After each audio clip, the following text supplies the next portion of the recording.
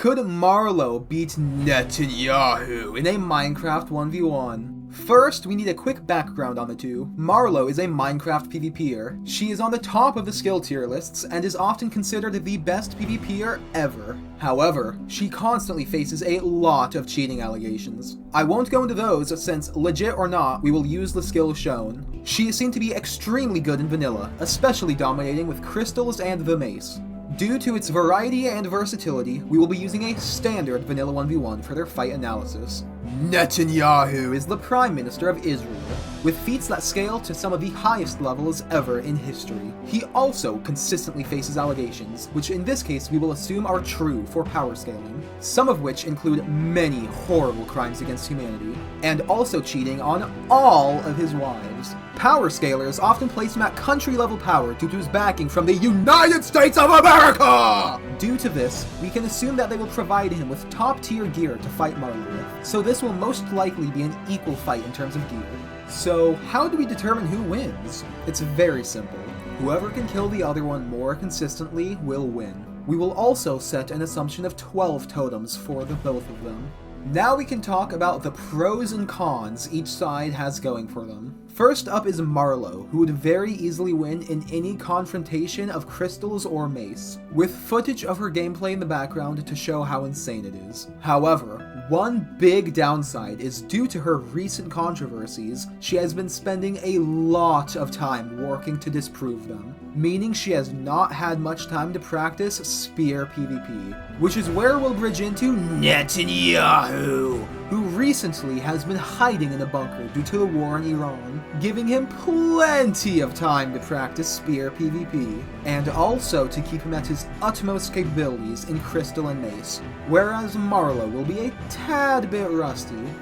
The United States of America is also likely to provide him with very slight cheats of such high quality, made from our taxpayer dollars by the way, that it will likely never be caught. With this, we can now simulate a fight. Marlow is likely to try to get close to Netanyahu, either on the ground where her crystal usage becomes extremely dangerous, or up high where her mace is unstoppable. Netanyahu, on the other hand, will try to prevent that, staying at a distance and on level ground or higher to prevent dive bombing. When the distance is closed, Netanyahu will try to make it to be in the air, so he can put pressure with a spear without fear of being crystalled. If Netanyahu can keep a cycle like this up, he will eventually win due to attrition. However, if he slips up,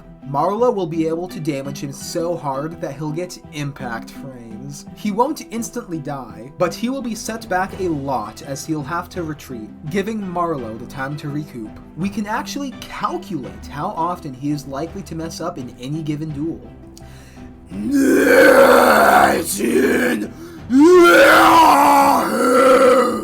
Is 76 years old. Reaction time peaks in your 20s and declines by about 2 to 6 milliseconds per decade, and complex decision-making tasks degrade faster than simpler ones. Older adults also have a higher amount of inconsistency in their reaction times, making it harder to predict how fast you can react to something. Also due to his age,